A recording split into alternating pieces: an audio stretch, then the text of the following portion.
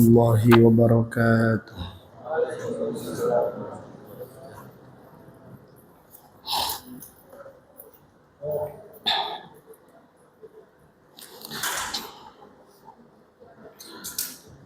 إن الحمد لله نحمده ونستعينه ونستغفره ونعوذ بالله من شرور أنفسنا ومن سيئات أعمالنا. من يهده الله فلا مضل له ومن يضلل فلا هادي له. وأشهد أن لا إله إلا الله وحده لا شريك له وأشهد أن محمدا عبده ورسوله. أما بعد فإن أصدق الحديث كتاب الله وخير الهدي هدي محمد صلى الله عليه وسلم وشر الأمور محدثاتها وكل محدثة بدعة وكل بدعة ضلالة وكل ضلالة في النار. اللهم فقهنا في الدين وعلمنا التأويل. اللهم علمنا ما ينفعنا وانفعنا بما علمتنا وزدنا علما وأصلح لنا شأننا كله ولا تكلنا إلى أنفسنا طرفة عين. Alhamdulillah, pada pagi ini hari Sabtu tanggal 28 bulan Rajab tahun 1447 Hijriah, dengan izin Allah Ta'ala kita melanjutkan kembali kajian kitab Mukhtasar Sahih Muslim lil Hafidh Al-Mundhiri rahimahullah rahmatan wasi'ah. Penulis berkata, babun fil qiblati lis-shaim. Bab perciuman suami istri bagi orang yang berpuasa. An Aisyah radhiyallahu anha qalat, dari Aisyah radhiyallahu anha ia berkata, kana Rasulullah sallallahu alaihi wasallam yuqabbilu wa huwa sha'im. Rasulullah sallallahu alaihi wasallam mencium istrinya dalam keadaan beliau berpuasa. Wa yubashiru wa huwa sha'imun. Nabi sallallahu alaihi wasallam bercumbu dengan istrinya di saat beliau berpuasa. Walakinnahu amlakukum liirbihi. Tetapi Nabi sallallahu alaihi wasallam adalah orang yang paling bisa mengendalikan syahwatnya. Dari hadis ini diambil beberapa pelajaran. Yang pertama, dibolehkan berciuman suami istri di saat berpuasa. Dibolehkan berciuman suami istri di saat berpuasa.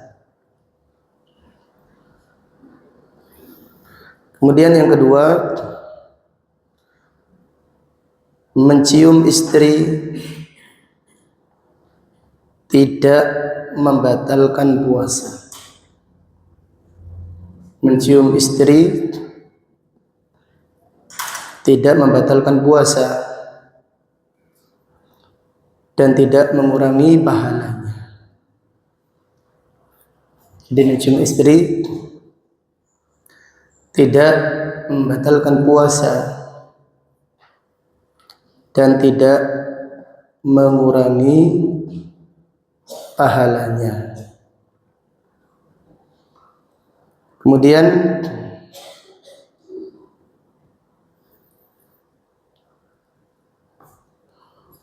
pelajaran yang ketiga, siapa yang bisa mengendalikan syahwatnya? Siapa yang bisa mengendalikan syahwatnya, tidak mengapa bercumbu dengan istrinya di saat berpuasa. Siapa yang bisa mengendalikan syahwatnya, tidak mengapa bercumbu dengan istrinya di saat berpuasa. Kemudian yang keempat, siapa yang tidak bisa mengendalikan syahwatnya? Siapa yang tidak bisa mengendalikan syahwatnya, lebih baik tidak bercumbu dengan istrinya di saat berpuasa. Siapa yang tidak bisa mengendalikan syahwatnya, lebih baik tidak bercumbu dengan istrinya di saat berpuasa. Contohnya siapa yang bisa mengendalikan syahwatnya? Siapa contohnya? Ya, Nabi Sallallahu Alaihi Wasallam pasti. Contoh yang lain, pengantin lawas, pengantin senior. Pak Yusuf melihat saya itu. Pengantin senior. Siapa yang tidak bisa mengendalikan syahwatnya? Pengantin baru. Di pengantin baru dikhawatirkan tidak bisa mengendalikan syahwatnya. Pengantin lawas, pengantin lama yang sudah lama tidak ketemu istrinya. Pengantin lama pulang bulan Ramadan, sudah lama berbulan-bulan tidak ketemu istri. Ini dikhawatirkan tidak bisa mengendalikan syahwat. Dalam hadis yang sahih, ada seorang pemuda bertanya kepada Nabi Sallallahu Alaihi Wasallam, apakah saya boleh mencium istriku di saat berpuasa? Nabi Sallallahu Alaihi Wasallam mengatakan tidak, jangan. Jangan di sini bukan berarti haram, lebih baik dihindari. Kemudian ada orang yang tua datang kepada Nabi Sallallahu Alaihi Wasallam, apakah uqabbilu imraati wa ana shaim? Apakah aku boleh mencium istriku di saat berpuasa? Qabbil, ciumlah istrimu di saat berpuasa. Jadi ukurannya adalah seorang bisa mengetahui dirinya, bisa mengendalikan syahwatnya atau dia tidak bisa mengendalikan syahwatnya. Kemudian pelajaran berikutnya, keutamaan suami yang romantis terhadap istrinya. Keutamaan suami yang romantis kepada istrinya. Jadi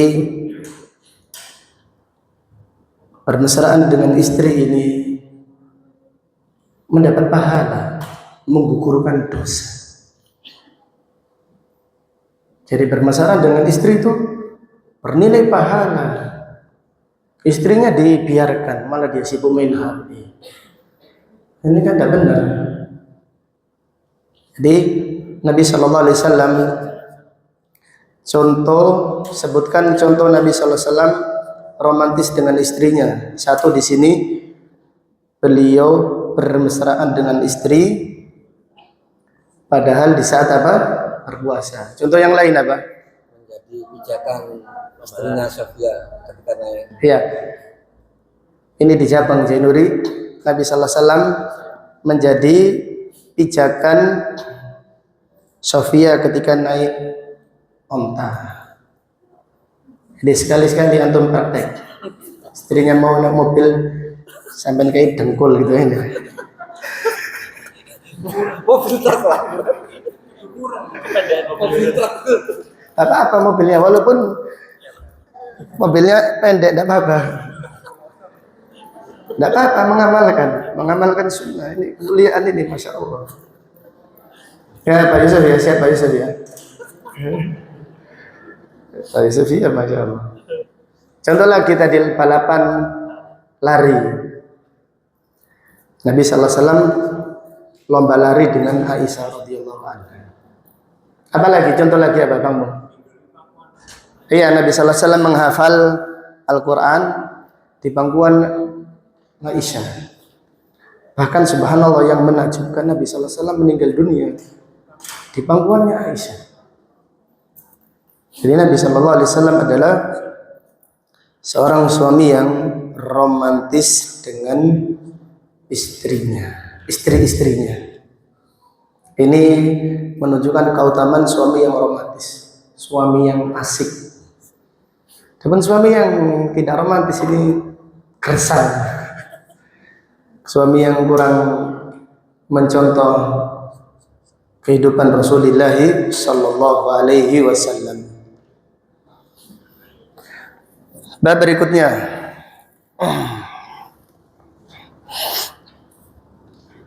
babun idza aqbala al-lailu wa gharabat asy-syams aftara shaim. Bab apabila malam telah datang, matahari telah terbenam, maka orang yang berpuasa dibolehkan berbuka. Datangnya malam itu dari arah mana? Timur atau barat, utara atau selatan? Dari timur. Malam datang dari arah timur. Kemudian perginya siang di arah barat, ditandai dengan terbenamnya matahari. Apabila malam telah tiba di arah timur dan matahari telah terbenam di arah barat, orang yang berpuasa dibolehkan berbuka. An Abdullah bin Abi Aufa radhiyallahu anhu qala kunna ma'a Rasulillah sallallahu alaihi wasallam fi safarin fi syahri Ramadan. Dari Abdullah ibnu Abi Aufa radhiyallahu anhuma, ia berkata, kami bersama Rasulullah sallallahu alaihi wasallam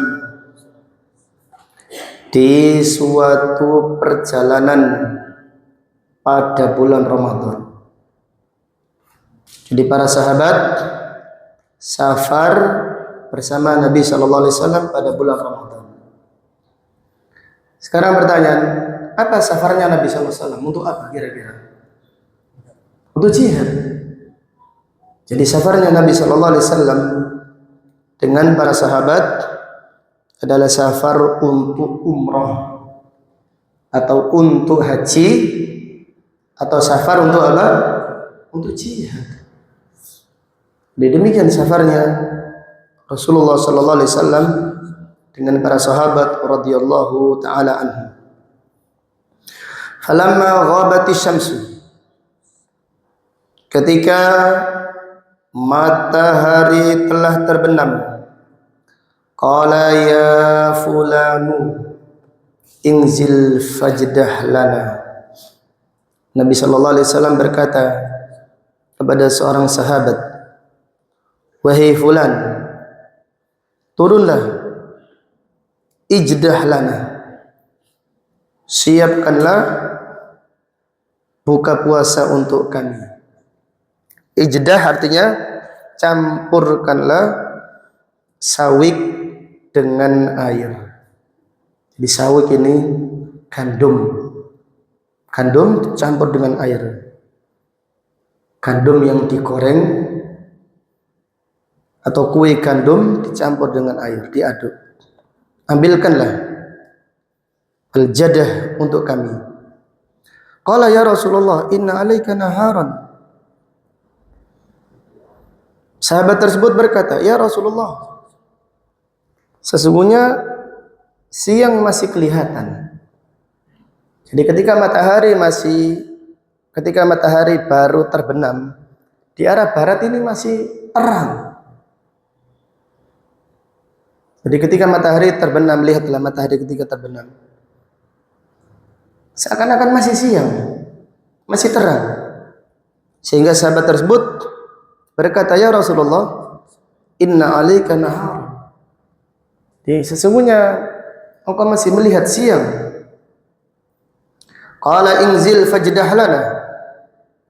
Nabi sallallahu alaihi wasallam bersabda, turunlah, ijdah lana, campurkanlah sawik dengan air, berikan kepadaku supaya aku berbuka puasa.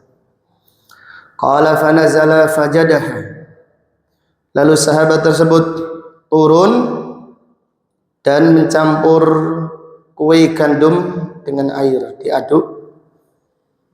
Fa'atahu, lalu dia datang membawa minuman tersebut, bihi. Fasyariban Nabi sallallahu alaihi wasallam. Lalu Nabi sallallahu alaihi wasallam pun meminumnya. Tsumma qala bi yadihi. Kemudian Nabi sallallahu alaihi wasallam bersabda dengan memberi isyarat tangannya. Idza ghabatis syamsu min hahuna wa jaa al-lailu min hahuna faqad aftara shaim. Apabila matahari telah terbenam di arah barat, di arah sini, dan siang dan malam telah datang dari arah sana, dari arah timur, faqad aftara shaim, maka orang yang berbuka puasa, orang yang berpuasa dibolehkan berbuka. Dari hadis ini diambil beberapa pelajaran. Yang pertama, waktu berbuka puasa adalah terbenamnya matahari. Jadi waktu berbuka puasa adalah ketika matahari telah terbenam. Apabila matahari sudah terbenam, ini waktu untuk berbuka puasa. Dan seharusnya waktu itu adalah waktu dikumandangkan adzan maghrib. Jadi waktu berbuka puasa ketika matahari telah terbenam. Dan definisi puasa itu dari terbitnya fajar sampai apa? Terbenamnya matahari. Bukan sampai malam. Hah? Bukan sampai apa? Jadi adzan, sebenarnya adzan ini seharusnya pas matahari terbenam, sudah tidak kelihatan, dikumandangkan adzan. Sekarang pertanyaan, ada orang yang tinggal di atas bukit, sama ini, kan bukit, satu di atas bukit, satu di bawah di lereng gunung. Gunungnya tinggi. Satu di atas gunung, dua di bawah gunung. Mana yang lebih dulu buka puasanya? Yang atas atau di bawah? Yang atas. Pak Budi apa? Kenapa atas?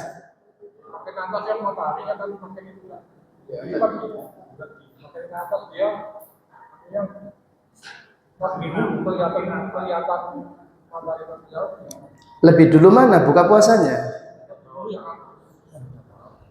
Soalnya matahari terbenam dari pandangan yang tidak tersebut. Lebih dulu mana? Kalau Yang bawah. Karena ketika yang di bawah sudah ada kelihatan matahari, buka waksa dia. Iya Pak Budi, clear Pak Budi, Masya Allah. Yang di atas lebih lama puasanya. Iya. Jadi saya ulang lagi pertanyaannya. Ada orang tinggal di atas gunung, di atas pegunungan sana. Yang satu di lereng gunung. Mana yang lebih dulu buka puasanya? Di bawah. Yang di bawah sudah tidak kelihatan. Oh, yang ada di sana gunung lagi, kita tidak tahu sudah. Yang penting yang di depan kita ini loh, yang di alam kita ini. Matahari sudah tidak kelihatan. Oh, belum tentu di sana bisa jadi ada gunung lagi. Sampean tahu tak ada gunung. Yang penting sudah tidak kelihatan sudah. Ini hukum asalnya seperti itu. Tetapi kita hidup di negara. Syekhul Islam Ibnu Taimiyah menyatakan kita berhari raya dan kita sholat bersama waliul amr. Demikian. Tapi kalau kita praktekkan di Google ya, ternyata waktu adzan ini lebih dulu. Adapun masjid-masjid sebelah itu masih qiraah. Ada qiraahnya, ada imsak. Imsak itu juga untuk buka puasa juga imsak lagi. Luar itu Kak, mari-mari ada.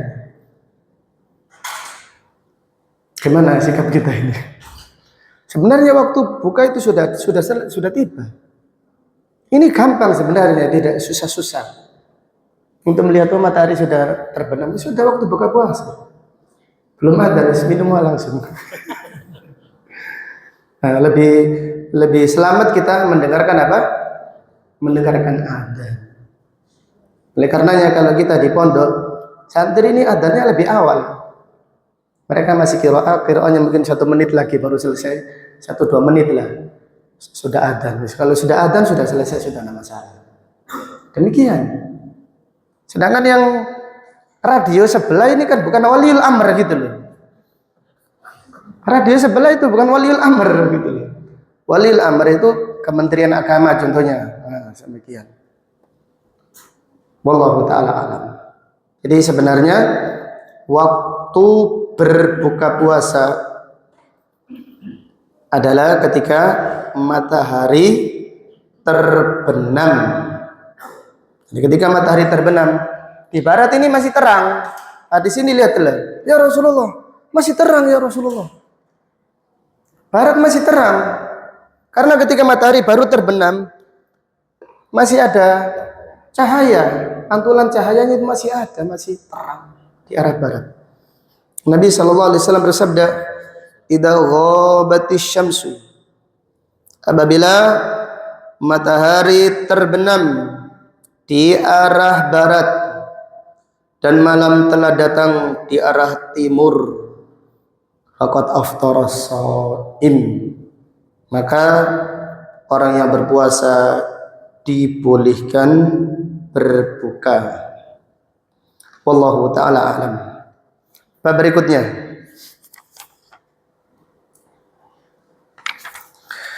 babun fi ta'jilil fitri.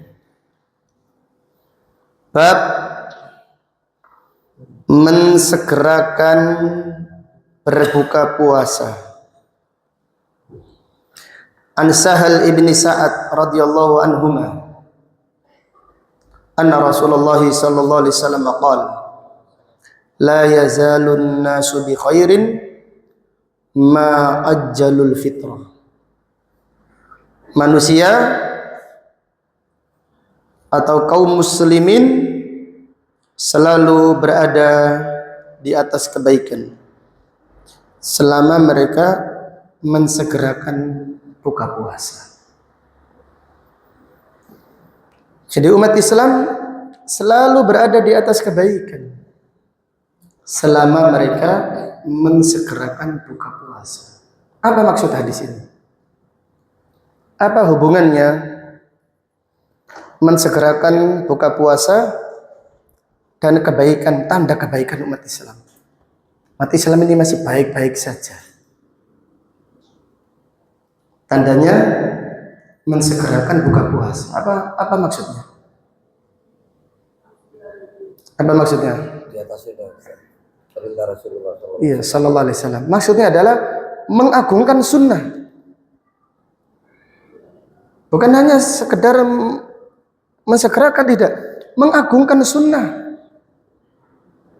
Umat Islam selalu di atas kebaikan apabila mereka menjunjung tinggi sunnah Rasulullah sallallahu alaihi wasallam,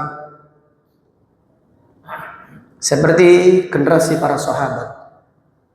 Bagaimana mereka mencintai sunnah, mengagungkan sunnah, menjunjung tinggi sunnah Nabi sallallahu alaihi wasallam. Jadi mereka dimuliakan oleh Allah karena mereka memuliakan sunnah. Tetapi generasi akhir zaman meremehkan sunnah, sehingga umat Islam banyak tertindas. Umat Islam tidak disegani. Bagaimana disegani? Mereka meremehkan sunnah, meremehkan Al-Quran, meninggalkan Al-Quran, meninggalkan sunnah Rasulullah sallallahu alaihi wasallam. Lihatlah sabda Nabi sallallahu alaihi wasallam, yushiku an tada'a alaikumul umam kama tada'atil akalatu ila qas'atiha. Hampir-hampir tiba masa kalian akan dikeroyok semua umat. Yahudi ngeroyok, Nasrani ngeroyok, Hindu ngeroyok, semuanya ngeroyok. Syiah ikut ngeroyok juga. Umat Islam seperti nampanan makanan dikeroyok oleh orang yang rakus dan kelaparan. Para sahabat bertanya, awamin qillati nahnu yauma idzin ya Rasulullah? Apakah karena sedikitnya jumlah kita pada hari itu ya Rasulullah? Qala la, Nabi sallallahu alaihi wasallam bersabda, tidak. Walakinnakum ghusaun ka ghusaa'is sail. Tapi kalian seperti buih yang ada di lautan. Buih seperti di lautan. Ditipu oleh orang kafir. Lihatlah bola ini. Bola ini kan ditendang, diinjak. Kok digandrungi? Ini bola, ini apa ini bola ini? Sampai meninggalkan sholat. Meninggalkan sholat malam, meninggalkan sholat fardu. Gara-gara bola, nggak sholat demi bola. Salam satu nyali. Subhanallah, untuk bola, seperti hidupku dan matiku untuk bola. Seakan-akan inna hayati wa mahyaya wa mamati liqurratil qadam. Hidupku dan mati itu untuk sepak bola. Sampai orang Arab yang saking stresnya, saking fanatiknya terhadap klub bola, contohnya Real Madrid. Real Madrid itu apa? Iya, Real Madrid itu. Dia mengatakan, orang Arab mengatakan, kalau Real Madrid punya 1 miliar pendukung, saya termasuk mereka. Kalau Real Madrid punya 1 pendukung, itu adalah saya. Kalau Real Madrid tidak punya pendukung, tidak ada pendukungnya, berarti saya telah meninggal dunia. A'udzubillah. Padahal ini bola ini, subhanallah, ini tipu daya Yahudi. Kalau antum tahu, bola ini tipu daya orang Yahudi. Main bola itu bagus untuk menyehatkan badan. Syekh Albani rahimahullah main bola. Ditegur oleh Syekh Abdul Muhsin Abbad, wahai Syekh, engkau imam besar, engkau main bola. Iya, main bola sehat ini. Saya tidak nonton bola, saya main bola. Yang tercela adalah nonton apa? Nonton bola ini tercela. Ngaji masih nonton bola, Piala Dunia. Berkadang piala final ini, final ikut deg-degan. Apa masa mendedek? Saya doa semoga kesebelasan saya menang. Di dalam sujud saya berdoa. Naudzubillah. Astagfirullahaladzim. Sadarlah wahai pemuda, kalian itu otak kalian itu dicuci oleh orang-orang Yahudi. Sadarlah wahai orang tua dan orang muda. Jadi otak kita ini dicuci oleh orang Yahudi. Mereka, sehingga subhanallah, seharusnya kita itu cinta Islam, cinta sunnah, malah kita cinta klub sepak bola, cinta negara sepak bola, Brazil atau mana itu atau yang lain. Naudzubillah. Ini subhanallah, maka orang barat itu bagaimana caranya menjauhkan umat Islam, musuh-musuh Allah, bagaimana cara menjauhkan umat Islam dari Al-Quran dan dari sunnah Rasulullah sallallahu alaihi wasallam. Jadi anak-anak muda dikasih bola, permainan bola. Jadi di situ ada perjudian, ada kemaksiatan, ada zina, semuanya ada. Bahkan demi bola mereka rela menjamak sholat. Gak sholat maghrib, bisa enggak? Kami belum sholat, belum. Nanti saya tak jamak katanya. Gak boleh jamak sholat untuk main bola, enggak boleh, itu enggak sah itu sholatnya itu. Jadi sampaikan pada mereka yang kecanduan bola, enggak sah menjamak sholat gara-gara nonton bola. Ini tambahan faedah. Umat Islam selalu di atas kebaikan selama mereka mensegerakan buka puasa. Maksudnya adalah umat Islam menjunjung tinggi sunnah Rasulullah sallallahu alaihi wasallam. Hadis berikutnya, wa an Abi Atiyah qala dakhaltu ana wa Masruqun ala Aisyah. Dari Abu Atiyah, ia berkata, aku dan Masruq memasuki rumahnya Aisyah radhiyallahu anha. Faqala laha Masruq. Masruq berkata Aisyah, istri Nabi sallallahu alaihi wasallam, rajulani min ashabi Muhammadin sallallahu alaihi wasallam, kilahuma la ya'lu 'anil khair. Ahaduma yu'ajjilul maghriba wal iftar wal akharu yuakhirul maghriba wal iftar. Masruq bertanya, wahai ibu, wahai ibunya orang-orang yang beriman, ada dua sahabat Rasulullah sallallahu alaihi wasallam, dan keduanya orang-orang yang bersungguh-sungguh di dalam kebaikan, tidak meremehkan kebaikan. Salah satu dari keduanya mensegerakan sholat maghrib dan buka puasa, dan yang lain mengakhirkan sholat maghrib dan buka puasa. Buka puasanya diakhirkan. Faqalat, man yu'ajjilul maghriba wal iftar?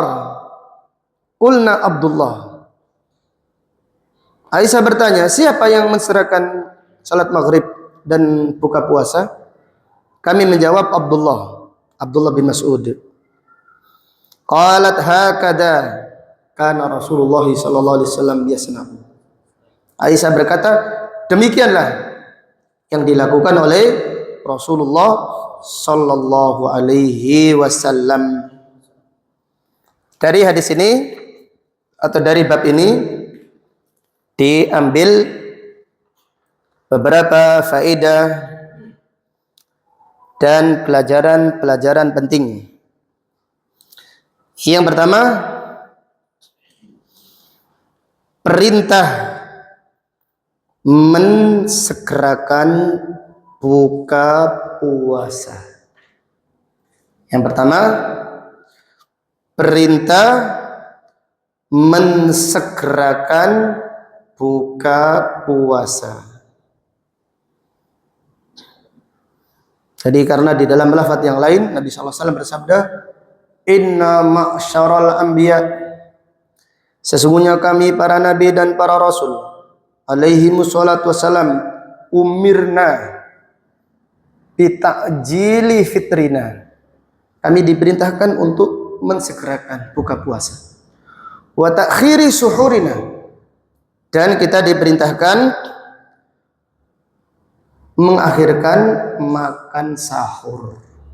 Jadi buka puasa diperintahkan untuk disegerakan. Adapun sahur diperintahkan untuk diakhirkan. Pelajaran yang kedua,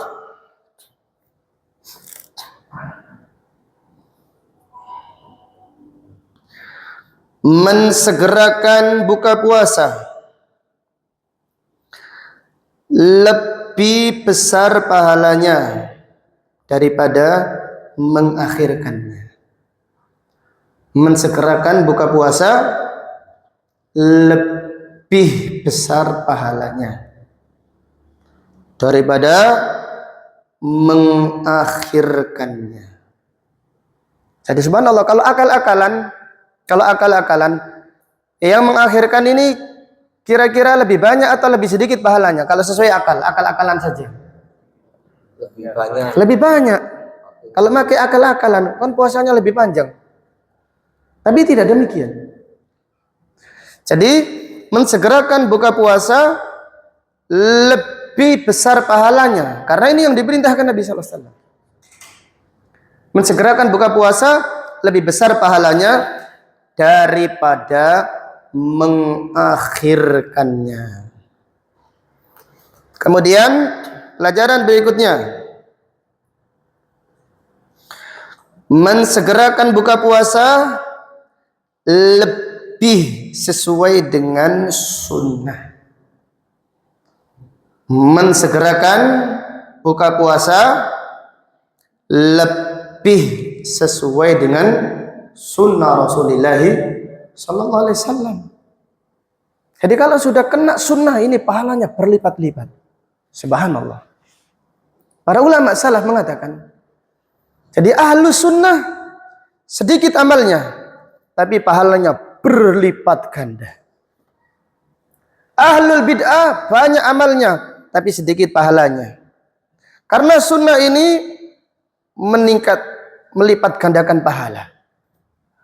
Sedangkan bid'ah ini menggugurkan pahala. Ini karena kecintaan kepada sunnah. Siapa yang sunnahnya kuat, takdim sunnahnya kuat, pahalanya dilipat gandakan oleh Allah Subhanahu wa Ta'ala. Karena amal yang paling agung itu amalan hati, bukan amalan badan. Yang paling agung, maka beramalah dengan mencintai sunnah, mengagungkan sunnah Nabi Sallallahu Alaihi Wasallam, supaya pahalanya lebih besar di sisi Allah Subhanahu wa Ta'ala. Kemudian pelajaran berikutnya, mengakhirkan buka puasa dengan sengaja tanpa udzur menyelisihi sunnah dan mengurangi pahala. Mengakhirkan buka puasa dengan sengaja tanpa udzur. Tanpa udzur. Ini menyelisih sunnah dan mengurangi pahala. Jadi kalau ada orang mengakhirkan buka puasanya dengan udzur, dia tidak berkurang pahalanya, dapat udzur dia. Contohnya dia ingin buka puasa, tidak ada yang dimakan, maka dia dapat udzur. Niatnya sudah, dia ingin, tapi tidak ada yang dimakan.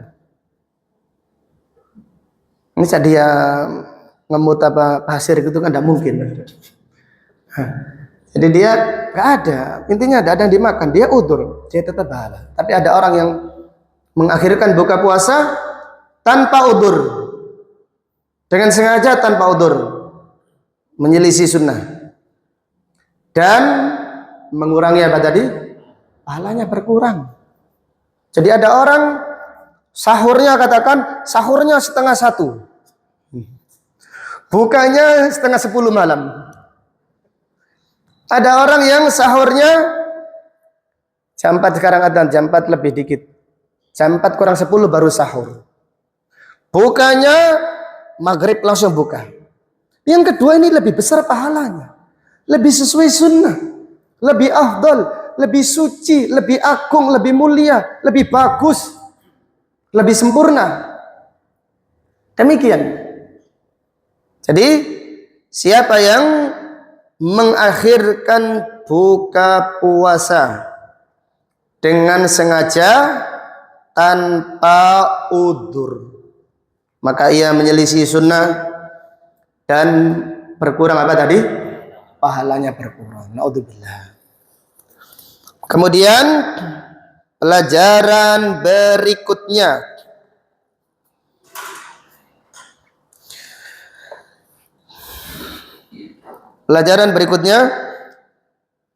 mengakhirkan buka puasa menyerupai orang-orang Yahudi.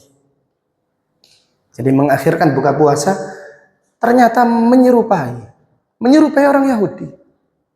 Jadi sunnah ditinggalkan, Yahudi malah diikuti. A'udzubillah. Jadi mengakhirkan buka puasa yang dimaksud adalah dengan sengaja dan tanpa udzur, menyerupai orang-orang Yahudi. Jadi Nabi SAW mengatakan demikian, fa innal Yahudi apabila berbuka puasa tidak mau berbuka sampai mata terbit bintang. Baru mereka kalau bintang terbit sudah malam, benar-benar gelap, baru berbuka puasa. Kemudian pelajaran berikutnya, bantahan terhadap kaum Syiah. Bantahan terhadap kaum Syiah. Jadi Syiah ini menyelisihi Nabi sallallahu alaihi wasallam tetapi mencontoh Yahudi. Jadi orang Syiah kalau sunnah buka puasanya katakan jam 6, Syiahnya 6:30. Syiah itu demikian. Jadi kalau ahlu sunnah buka puasa jam 6 malam, atau katakan jam 6 kurang. Orang-orang Syiah buka puasanya jam 6:30. Jadi kalau kita di Bahrain, kita masih ingat, kita ini sudah selesai salat maghrib. Salat maghrib baru selesai. Assalamualaikum warahmatullahi wabarakatuh. Assalamualaikum warahmatullahi wabarakatuh. Mereka baru adzan. Allahu Akbar, Allahu Akbar. Asyhadu anna aliyan waliyullah. Ada 3 syahadat di mereka. Asyhadu an la ilaha illallah. Asyhadu anna Muhammadar Rasulullah. Asyhadu anna aliyan waliyullah. Adanya saja beda, puasanya beda, terus apanya disamakan? Maka kelompok Ikhwanul Muslimin, kelompok yang bangkrut menurut Syekh Mukbil, Ikhwanul Muflisin. Bukan Ikhwanul Muslimin, seharusnya namanya mereka adalah Ikhwanul Muslimin. Kelompok yang bangkrut, berusaha menyatukan antara sunnah dan apa? Dan Syiah. Naudzubillah. Kelompok yang terlaknat. Naudzubillah. Jadi Ikhwanul Muslimin itu kelompok teroris.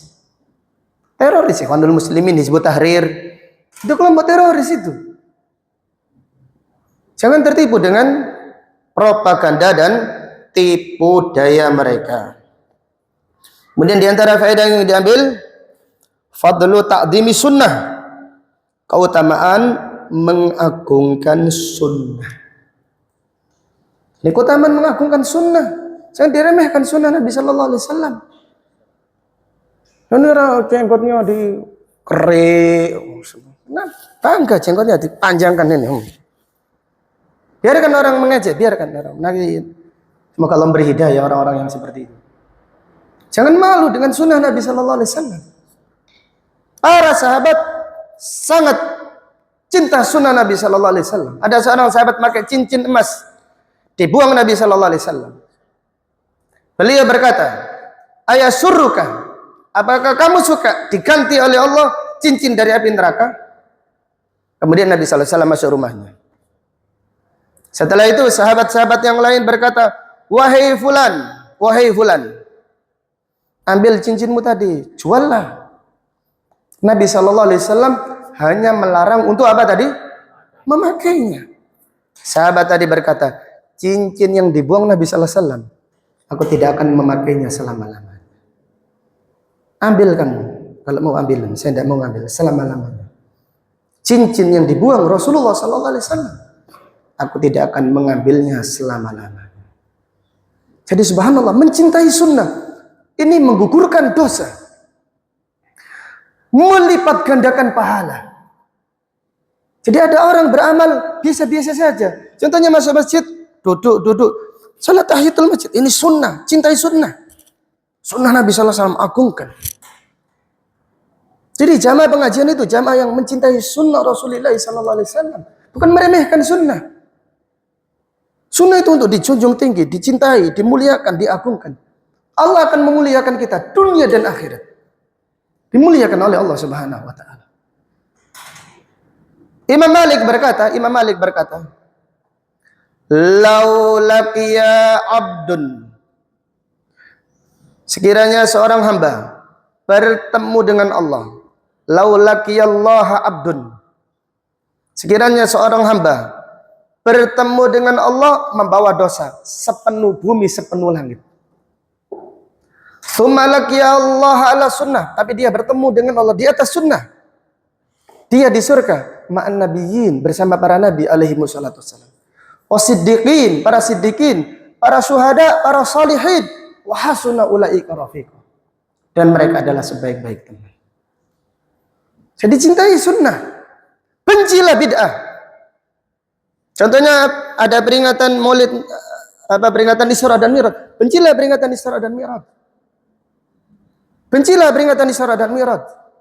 Doakan orang-orang yang ketimpungan dan gendangan dan kerambenan dengan acara-acara tersebut. Doakan semoga diberi hidayah oleh Allah. Tapi bencilah acaranya. Pelakunya juga benci. Doakan mereka semoga diberi hidayah oleh Allah Subhanahu wa taala.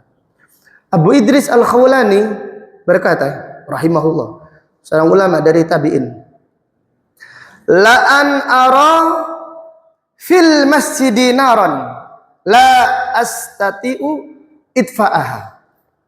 Ahabbu ilayya min ara al-bid'ata fil masjid la astati'u taghyiraha." Abu Idris berkata, sekiranya aku melihat api di masjid, aku tidak bisa memadamkannya. Lebih aku sukai daripada aku melihat bid'ah di masjid, aku tidak bisa merubahnya. Bayangkan. Jadi sekiranya aku melihat api di masjid mau membakar, aku tidak bisa memadamkannya. Lebih aku sukai. Karena api itu membakar fisik saja. Tapi bid'ah itu membakar hati. Hati dibakar, sunnah dibakar, tauhid dibakar.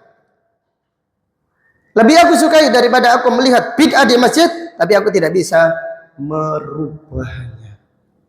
Cintailah sunnah, bencilah bid'ah. Cintailah tauhid, bencilah kesyirikan. Allah Subhanahu wa taala akan melipat gandakan pahala. Dan Allah Subhanahu wa taala akan menggugurkan dosa. Jadi dosa seseorang yang banyak diampuni oleh Allah. Karena dia sangat mencintai sunnah. Ini ajaran Nabi SAW. Ya, saya cinta. Cintailah ajaran Nabi SAW. Agungkanlah, muliakanlah. Bencilah bid'ah. Karena tidak diajarkan Nabi SAW. Tidak dicontohkan. Contohnya yang tidak diajarkan Nabi SAW, ngambil tanahnya kuburan wali. Kuburannya wali ini dicium-cium. Patokannya, apa patokannya itu? Batu nisannya digosok-gosok. Padahal mana benar. Sebenarnya ini kesyirikan ini. Ini wali ini, kata siapa ini? Belum tentu wali Allah juga.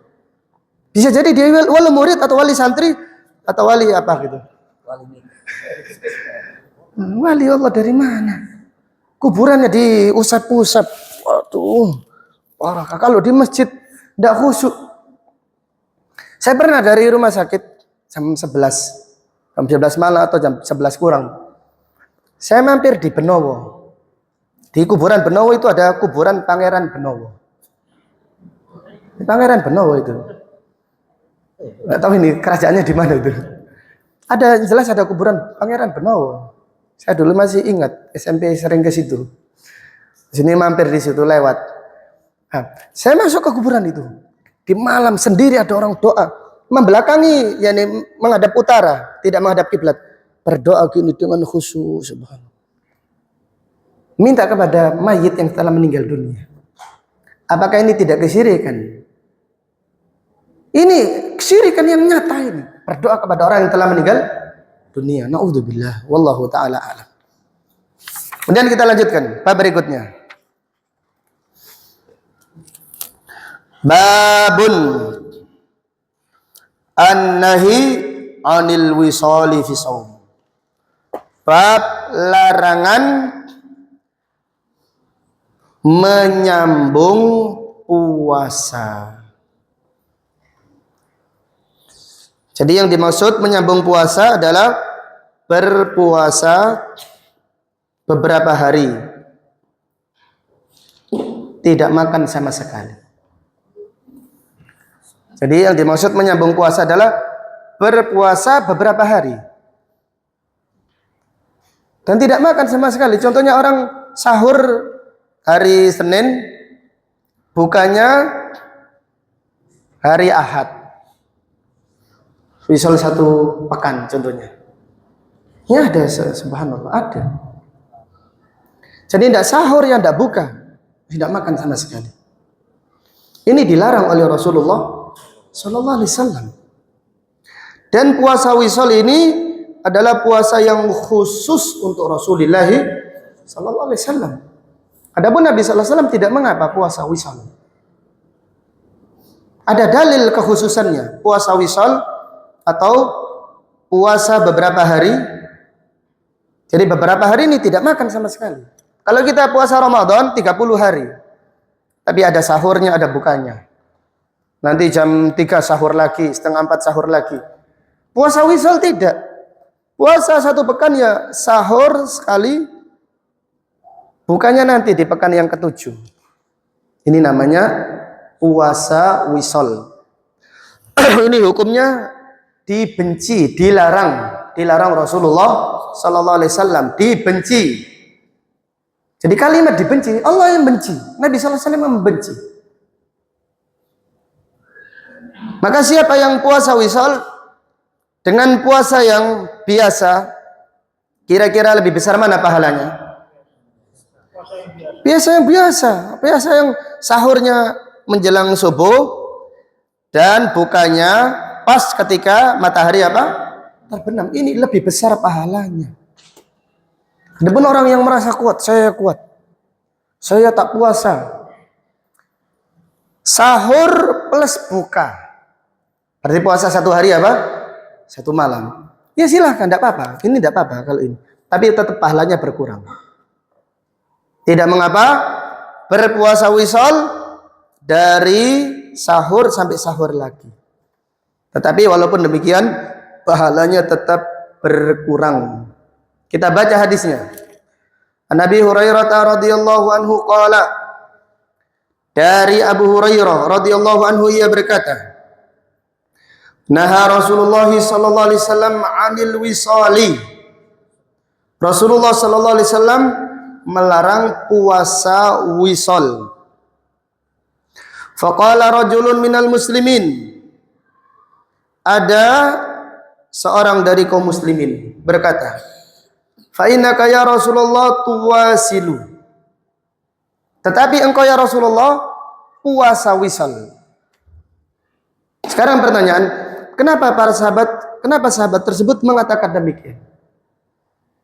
Kenapa sahabat tersebut mengatakan, tetapi engkau ya Rasulullah berpuasa wisal? Kenapa? Ingin mengikuti sunnah. Jadi sahabat puasa demikian karena ingin mencontoh Rasulullah sallallahu alaihi wasallam. Qala Rasulullah sallallahu alaihi wasallam, wa ayyukum misli. Siapa di antara kalian yang seperti aku? Kalian tidak akan sanggup sepertiku. Inni abitu yut'imuni rabbi wa yasqini. Sesungguhnya aku di malam hari Tuhanku memberi makan kepadaku dan memberi minuman kepadaku. Yang dimaksud makanan apa ini?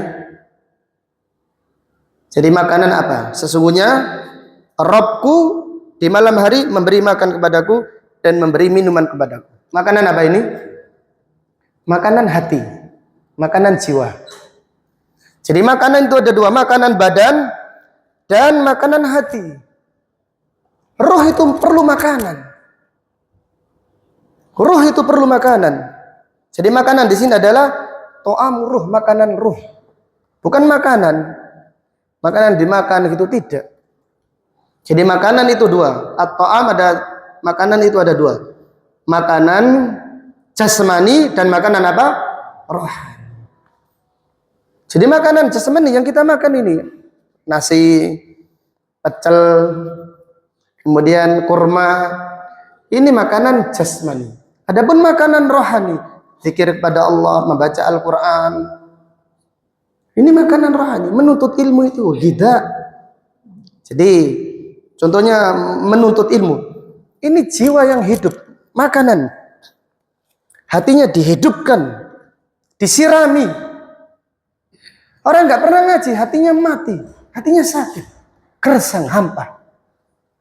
Tidak bisa membedakan antara yang ma'ruf dan yang mungkar. Tidak bisa membedakan antara kesyirikan dan tauhid. Tidak bisa membedakan antara sunnah dan bid'ah. Yang penting rukun katanya. Bid'ah tidak apa-apa, sunnah tidak apa-apa. Yang penting apa?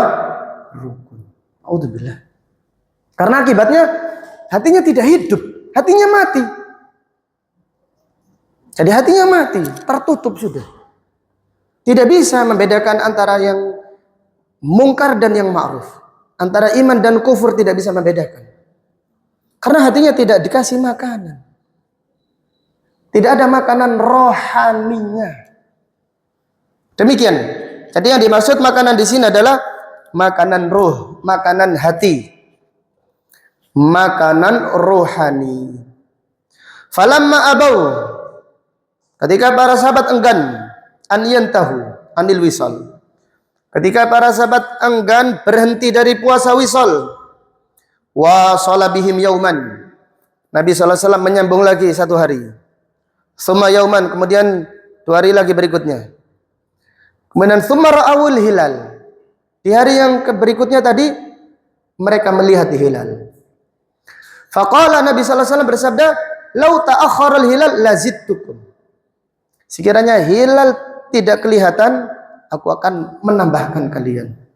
Kal munakkil, seperti orang yang menghukum para sahabat hina abau an yantam, ketika mereka tidak mau berhenti dari puasa wisol. Wallahu ta'ala alam. Dari hadis ini diambil beberapa faedah dan pelajaran-pelajaran yang penting. Yang pertama, larangan dari puasa wisol. Jadi larangan dari puasa wisol. Jadi puasa wisol adalah puasa yang dilarang oleh Rasulullah sallallahu alaihi wasallam. Kemudian yang kedua, dibolehkan berpuasa wisol sampai waktu sahur. Dibolehkan puasa wisol sampai waktu sahur. Dan Nabi SAW bersabda, ayyukum yuwasil falyuwasil ila sahar.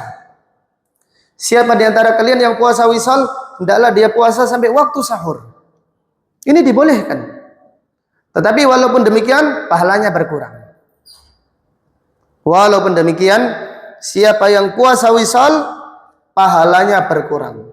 karena dia menyelisihi sunnah Rasulullah sallallahu alaihi wasallam. Pelajaran yang ketiga, puasa wisal adalah puasa yang khusus untuk Rasulullah sallallahu alaihi wasallam. Puasa wisal adalah puasa yang khusus untuk Rasulullah sallallahu alaihi wasallam. Kemudian di antara faedah yang diambil,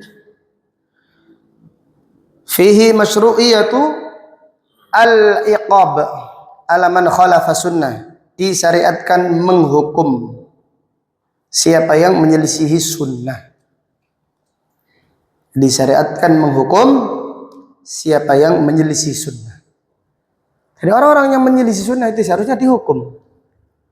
Dihukum secara fisik, disuruh push up katakan 100 kali. Kalau di zamannya para sahabat hukumannya berat, apalagi kalau bid'ahnya ini bid'ah kekufuran, sampai hukumannya itu dibunuh. Jadi karena bahayanya menyelisihi sunnah Rasulullah sallallahu alaihi wasallam. Kemudian di antara faedah yang diambil, fihi annar ruha yahtaju ila ta'am, bahwasanya ruh membutuhkan makanan. Ruh itu membutuhkan makanan, maka iman ini seperti pohon. Allah Ta'ala berfirman, alam tara kaifa daraballahu mathalan kalimatan thayyibatan kasyajaratin thayyibatin, seperti pohon yang bagus, asluha thabitun, akarnya kokoh, wa far'uha fis sama, cabangnya menjulang ke langit. Tu'ti ukulaha, pohon tersebut memberikan buah-buahannya setiap waktu dengan izin Allah Subhanahu wa taala. Jadi iman itu seperti pohon, maka ada manisnya iman seperti pohon yang manis, seperti buah-buahan yang manis rasanya. Jadi iman itu seperti pohon, ada akarnya, ada cabangnya, ada batangnya, ada buah-buahannya. Imannya orang-orang yang beriman disirami terus dengan Al-Quran, dengan hadis Nabi Sallallahu Alaihi Wasallam, dengan beristighfar, dengan berzikir kepada Allah. Adapun pohonnya orang-orang kafir atau orang-orang musyrik seperti pohon yang tidak memiliki apa? Akar. Bahkan di dalam surat Al-Munafikun seperti batang yang disandarkan. Coba batang yang bagaimanapun besarnya sandarkan di tembok, kita dorong langsung jatuh. Jadi roh ini perlu makanan.